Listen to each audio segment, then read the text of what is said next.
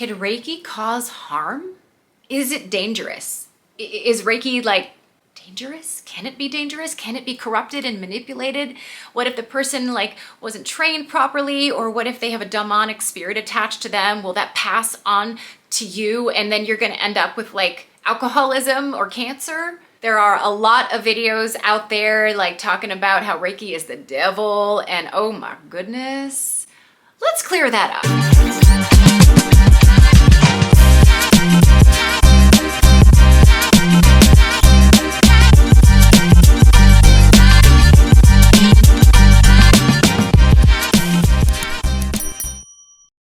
So are there any instances where Reiki can cause harm?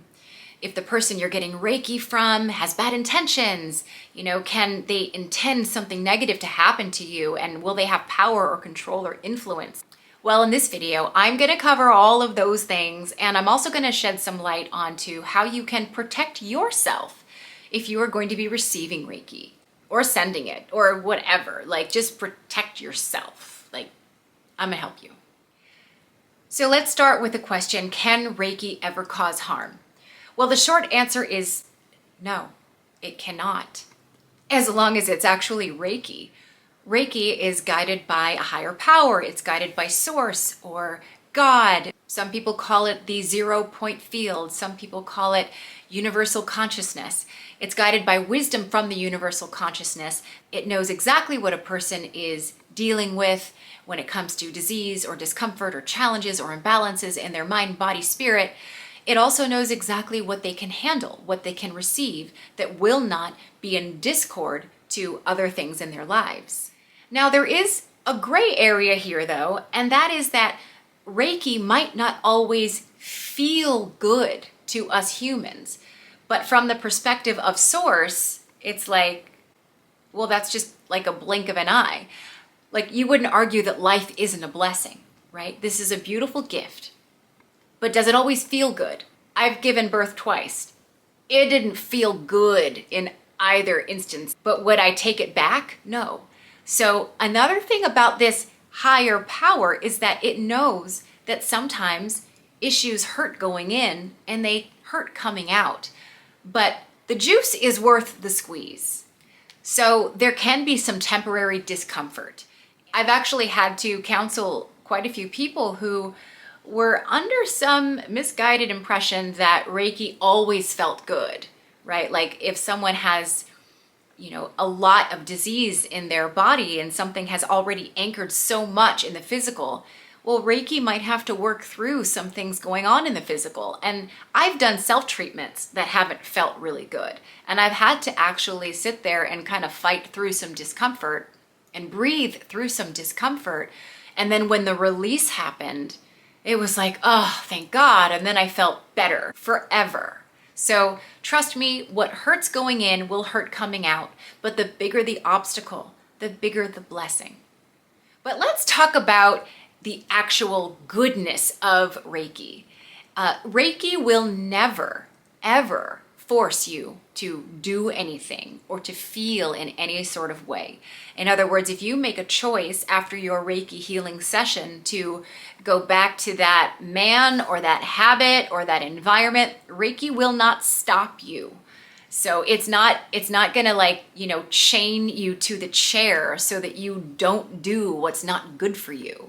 Reiki comes from the source that made us, and it carries with it the wisdom of who we are and exactly what we need.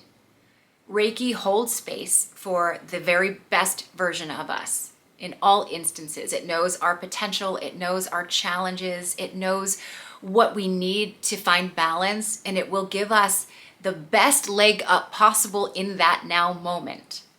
Let's talk about where you have people that might not actually be trained correctly, right? In that case, they might have some of their personal energy involved in the healing session. Now, these are like the Reddit people, right? That are just like, I'm a master. This one fool came on Reddit the other day and was like, he had this video and he was just like, he's like, I made this healing video for all of you. And I'm like, what are you doing? That is not Reiki. It's an art What he had decided was Reiki, was qualifying as Reiki, was just not Reiki. And so there is some danger out there because people are crazy. They're appropriating Japanese culture and misusing the term Reiki. If you don't know what Reiki is, go check out my video down there. It's called What is Reiki? Go check it out.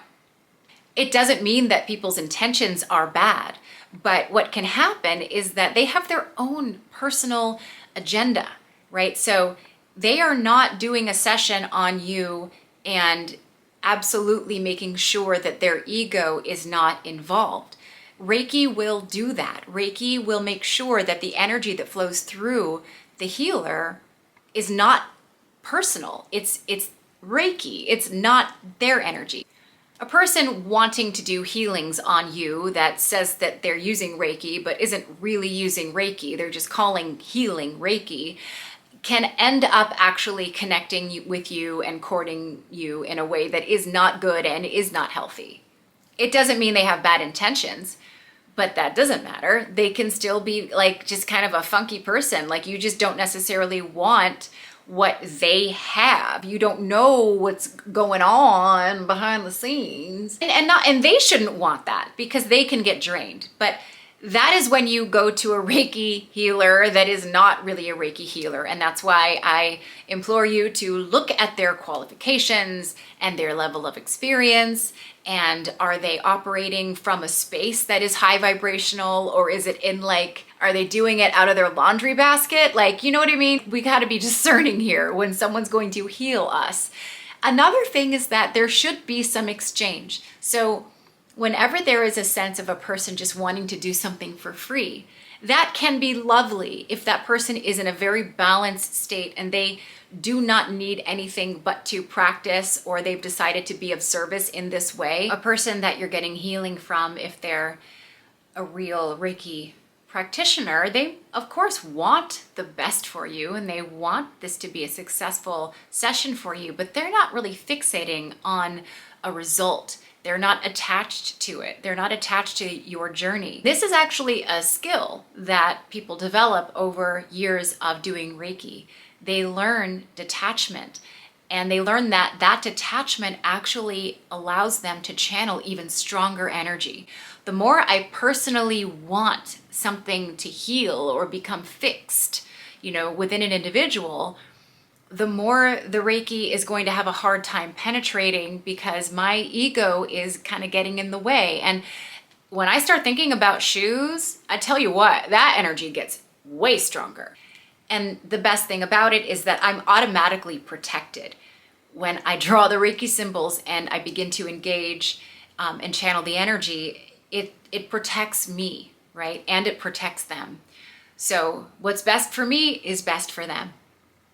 And this is really what actually, to me, makes the system of Reiki like one of the best things out there. It sucks that the word Reiki is being used and diluted, and that the energy is being diluted. There's all these like YouTube healers that I'm like, most of you are probably not even real Reiki masters. I'm just not even gonna go there. But there are so many systems of healing where there's all this protocol that's involved of protecting yourself and shielding yourself and cleaning yourself. But with Reiki, you don't have to worry about any of that. You don't have to worry at all. In fact, the first Reiki principle is just for today, do not worry. Now I'm going to share with you a tip that I like to give people that might be going to other healers and might be engaging in other types of healing energy, or with practitioners whose history they don't really know. Maybe you're in a yoga class, right? And there's someone standing in the corner like, I'm just here to send healing to all. Well, that's awesome. But you don't know that person from Adam, right? So who knows if they're like really Reiki? I mean, it's just better to be safe. This is very simple, very easy, and you can do it anytime, any place, really under any circumstance. And what I do is I take a couple of deep breaths and I imagine just light moving down through my body, out through the bottoms of my feet. And I say to myself 3 times, what is not mine, let it pass through me. What is not mine, let it pass through me. What is not mine, let it pass through me. You can say it as many times as you like, but what really helps me is the visualization of anything that is just not of my highest good for my highest good flowing out through the bottoms of my feet. I'm not making judgments about it. I'm not calling that person out as fake. I'm not deciding that my environment is negative. It's not about resisting where you are. It's about only wanting to be connected to what is truly right for you.